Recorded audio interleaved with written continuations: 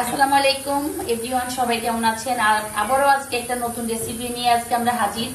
আজকে হচ্ছে মোরগের গোশত দিয়ে, দেশি মোরগের গোশত দিয়ে নারকেলের দুধ দিয়ে রান্না করবে। তো নারকেলটাকে এভাবে গরম পানির মধ্যে দিয়ে ভালো করে চটকিয়ে এই দুধটা আমরা ছেঁকে ফ্রেশ করে নিয়েছি।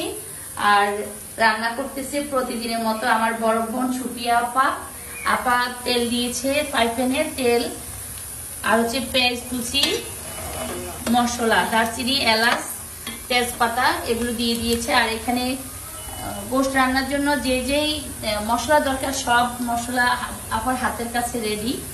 তো আমরা দেখতে থাকি কিভাবে কি রান্না করে। আমি নর্মাল ভাবে রান্না করি, দুধটা একদম কম ইউজ করি। আজকে আপা দুধ দিয়ে রান্না করবে, কারণ সে মোরগের গোশত কখনো এমনি রান্না করে না দুধ দেওয়া ছাড়া। তো সেজন্য আমি একটু শেয়ার করতেছি। এটা আসলে কমন রান্না, সবাই এখন দুধ দিয়ে রান্না করে, নারকেলের দুধ দিয়ে। ম্যাক্সিমাম কবুতরের মাংসটা আমি বেশি রান্না করি। তো আপা আজকে মোরগের গোশতটাকেও পেঁয়াজ কুচি, রসুন বাটা, পেঁয়াজ বাটা, আদা বাটা, এলাচ, দারচিনি সবকিছু দিয়ে মশলাটাকে ভালো করে কষিয়ে নেওয়া হচ্ছে। প্রতিদিনের মতো আজও আপা রান্না করতেছে। রান্নাঘর আপার এখন প্রিয়, কারণ পরপর আজকে 3 দিন হলো আপা রান্নাঘরে আমার। এই যে সবকিছু রেডি করে দিয়েছি আমি, যে যা কিছু প্রয়োজন সবকিছু রেডি দিয়েছি। আচ্ছা, নারকেলের দুধটাকে একটু গরম পানিতে চটকে আমরা এই লিকুইড দুধটা তৈরি করেছি। আসলে এই রান্নাটা সবাই আমরা কম বেশি সবাই রান্না করি। আমি মোরগের গোশতে তেমন নারকেলের দুধ দিই না, ম্যাক্সিমাম কবুতরের গোশতে দিই। যখন কবুতর রান্না করি তখন আমার মাস্ট নারকেলের দুধটা থাকতে হবে। নারকেলের দুধ দিয়ে তখন আমি কবুতরের গোশতটা রান্না করি। দিয়ে দিচ্ছে পরিমাণ মতো লবণ,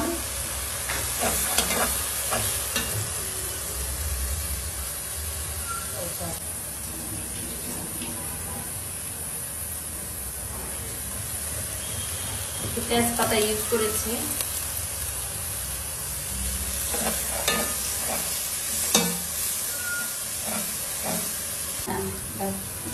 দিয়ে দিয়েছে একটু পরিমাণ মতো জিরে বাটা,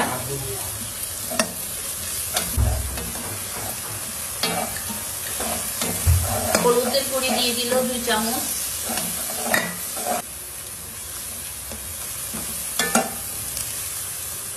মরিচের গুঁড়ি দিয়েছে 3 চামচ। মশলাটাকে ভালো করে কষানোর পর গোশতটা দিয়ে দিচ্ছে আপা, মোরগ গোশত।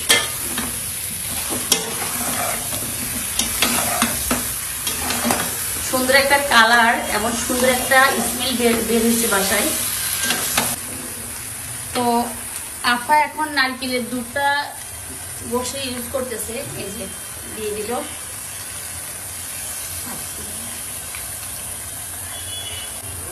নারকেলের দুধটা দেওয়ার পর আপা এখন ঢাকনা দিয়ে ঢেকে দিবে।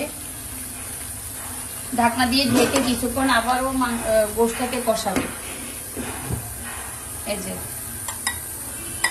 এখানে আবার গরম পানি ইউজ করেছে, যদি একটু পানি লাগে তাহলে গরম পানি দিয়ে দিবে। একটু টমেটো ইউজ করেছে, আর দিচ্ছে আবার কাঁচামরিচ, 2 ভাগ করে কাঁচামরিচ গুলো দিচ্ছে, একটু কাঁচামরিচের ঝালটা বের হওয়ার জন্য।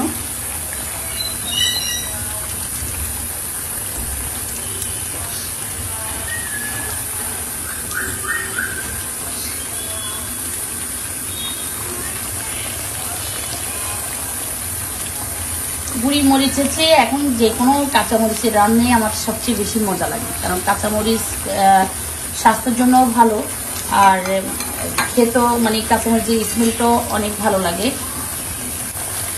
তো একটু কাঁচামরিচ আর টমেটো গুলো একটু মাংসের সাথে মিক্স করে দিচ্ছে 4-5 থেকে নিয়ে। হ্যাঁ, লাল মরিচ কি একটু দিবেন?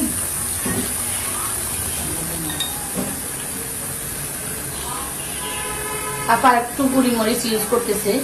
যেহেতু নারকেলের দুধ ইউজ করেছে সেক্ষেত্রে হয়তো বা একটু ঝাল কমে যেতে পারে, যেহেতু নারকেলের দুধটা একটু মিষ্টি জাতীয়, লিকুইড জাতীয়, তাই আর একটু মরিচ দিয়েছে, কাঁচামরিচ তো দিয়েছে, কাঁচামরিচের ঝাল এখন তেমন নাই। এখন পরিমাণ মতো পানি দিয়ে দিচ্ছে।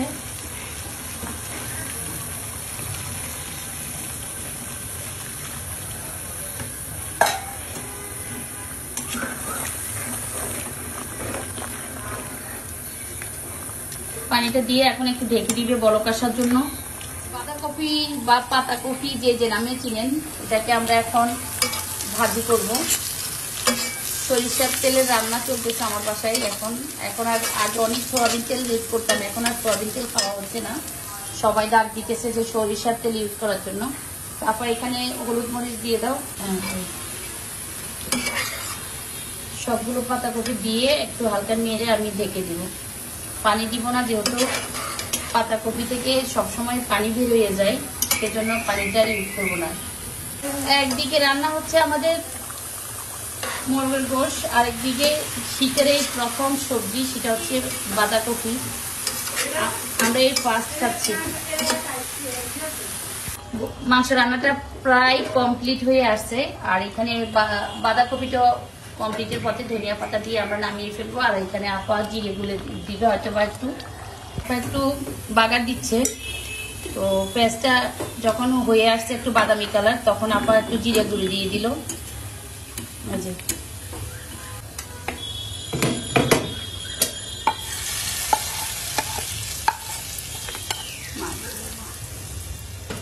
এই যে একটু বাগার দিয়ে দিল পেঁয়াজ দিয়ে। কি সুন্দর একটা গন্ধ আর সুন্দর একটা স্মেল। থ্যাংক ইউ আপা। এত রাঁধুনি তুমি ছোটবেলা থেকে। আপা তুমি কি রান্না খুব পছন্দ করতে? হ্যাঁ আপা, ছোটবেলা থেকে খুব রান্না পছন্দ করো? কখন থেকে রান্না? বিয়ের পরে? বিয়ের পর থেকে তোমার রান্নার প্রতি এতটা ঝোঁক। এই যে এখন রান্না কমপ্লিট, কফি রান্নাও কমপ্লিট। ধনিয়া পাতা দিয়ে এখন ভালো করে আপা নেড়ে দিবে।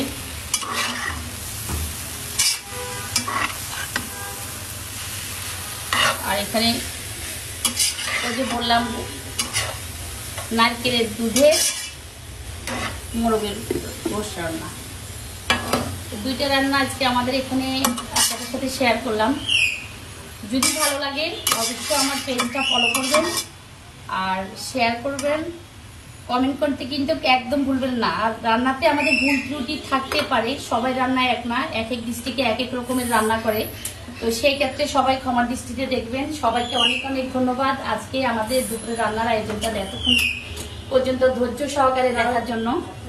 তো আল্লাহ হাফেজ, আল্লাহ হাফেজ।